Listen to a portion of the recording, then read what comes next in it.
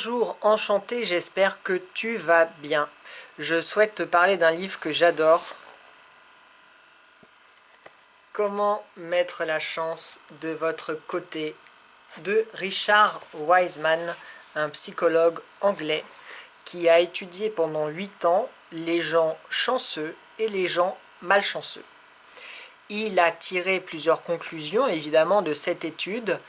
Et les gens chanceux ont 4 attitudes fondamentales, des attitudes de vie, des attitudes psychologiques, comportementales, qui font qu'ils ont particulièrement de la chance. Ce ne sont pas des gens qui ont un QI supérieur à la moyenne, ce ne sont pas des gens qui ont un don paranormal, parce qu'il a étudié aussi ces facultés-là. Voilà, c'est vraiment des attitudes comportementales, psychologiques, qui font que ces gens ont particulièrement de la chance. Alors, la première attitude, c'est tirer un maximum des opportunités fortuites. C'est-à-dire qu'ils créent et remarquent les opportunités et en tirent un maximum. Il y a trois sous-principes de ce principe. Les gens chanceux entretiennent un solide réseau de chance, c'est-à-dire ils entretiennent des relations régulièrement, même lointaines, ils y tiennent à cœur. Ce sont des gens aussi souvent extravertis, qui vont facilement vers les autres, qui parlent facilement aux inconnus. Comme ils rencontrent plus de personnes, ils sont plus susceptibles de rencontrer des personnes qui vont faire des différences décisives dans leur vie, quand ce ne sont pas eux-mêmes qui vont être une source positive dans la vie des autres, toute proportion gardée.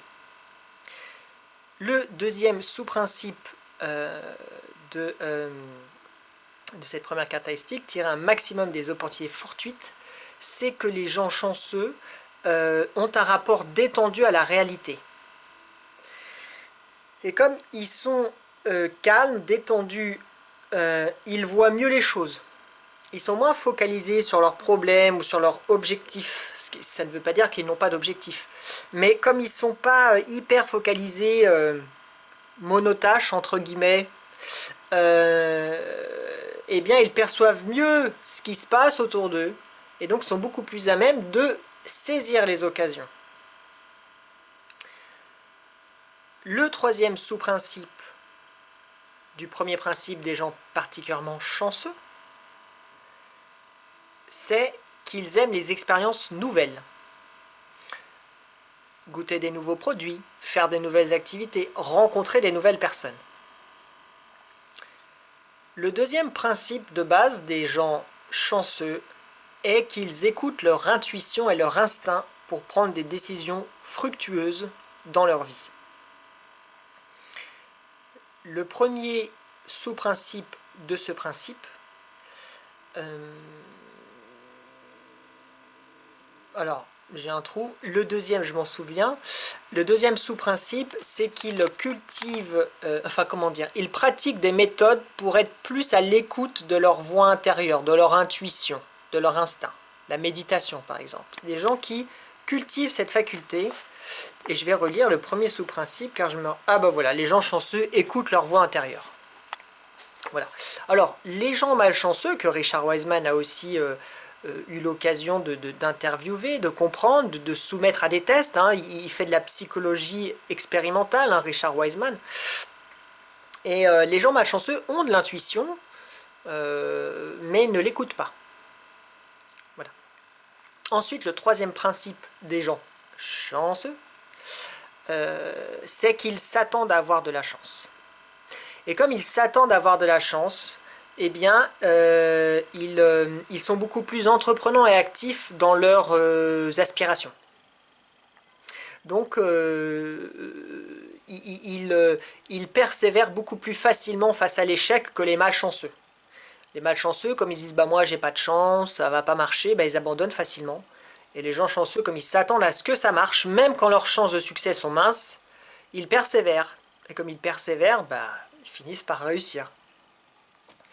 Du reste, si vous vous intéressez un peu aux success stories des uns et des autres, il n'est pas rare de remarquer que des gens ont mis 10, 15 ans, 20 ans avant de réussir ce qu'ils voulaient faire. Ils ont connu revers, échecs, rejets, etc. Donc c'est pas rare que des gens qui veulent réussir des choses qui leur tiennent à cœur, ça mette beaucoup de temps. C'est pas rare. Alors, un des sous-principes de ce troisième principe, les gens chanceux s'attendent d'avoir de la chance, et je viens déjà de l'oublier, les chanceux s'attendent à ce que la chance continue de leur sourire. C'est-à-dire, ils ont déjà de la chance, mais ils ne se disent pas, bon, bah là, j'ai eu deux bons trucs, là, il va m'arriver une merde. Non, ils se disent, ça va être encore bon, en fait. Il va encore m'arriver, ça va continuer, en fait. C'est juste énorme. Bon, le deuxième, je l'ai dit. Et le troisième, il est vraiment intéressant. Les chanceux s'attendent à avoir des relations fructueuses avec les autres. Donc comme ils ont un a priori positif sur les autres, forcément ils sont plus ouverts, sont plus détendus, sont plus positifs et voient le positif chez l'autre. Donc en face ça s'ouvre quoi. Ça se sent pas jugé, ça se sent pas rejeté, ça se sent pas infériorisé, non, ça se sent aimé, apprécié, que l'autre a envie de le connaître, donc forcément, ça veut pas dire que c'est de la magie, qu'ils font ça et tout le monde leur sourit dans la rue et que tout le monde leur dit allez tiens toi t'es mon pote, on va faire des affaires ensemble, non.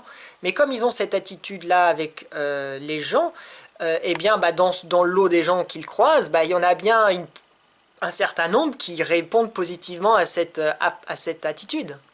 Et donc, les relations humaines, c'est de la richesse en barre, hein, on le sait bien. C'est prouvé scientifiquement.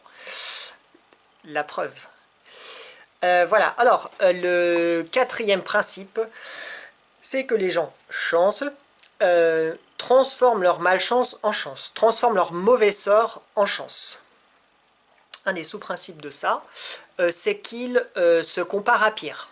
C'est-à-dire que dans leur malchance, parce que les gens chanceux ont des coups durs, hein, c'est pas des gens où tout... eh bien ils se disent ça aurait pu être pire. Ça aurait pu être pire, donc finalement ils relativisent. Ils se disent aussi, ils ont aussi la croyance que bon, c'est dur en ce moment, c'est dur ces dernières années, mais il y a quelque chose de positif qui se cache derrière. Il y a une clé, il y a quelque chose derrière de positif. J'ai oublié deux autres. Ah, intéressant. Les chanceux ne ruminent pas leur mauvais sort. Effectivement, les malchanceux, ils ruminent. Hein. Ouais, ça va pas, je suis nul, je suis une merde, j'ai 40 ans, gna gna gna gna gna. Ça, c'est les malchanceux qui font ça. Bon, voilà. Donc, voilà. Et les chanceux prennent des mesures constructives pour échapper à l'avenir au mauvais sort. C'est-à-dire qu'ils tirent leçon de leurs déboires, de leurs difficultés. Et donc, ils disent comment faire pour la prochaine fois éviter cette galère. Voilà. Voilà, donc c'était vraiment une vidéo d'introduction car je vais développer ces points dans les prochaines vidéos. C'est un livre essentiel, Comment mettre la chance de son côté, de Richard Wiseman. C'est un livre extraordinaire et je compte en faire la base de mon coaching de groupe. Et si ça t'intéresse, j'ai fait un sondage en bas de la vidéo, dans le résumé, pour savoir ce que toi tu aimerais, si ça t'intéresse, un coaching de groupe. Et donc si tu veux être recontacté pour en faire partie, parce que tu es le bienvenu, tu es la bienvenue. Et à bientôt, et je serais tenté de te dire bonne chance.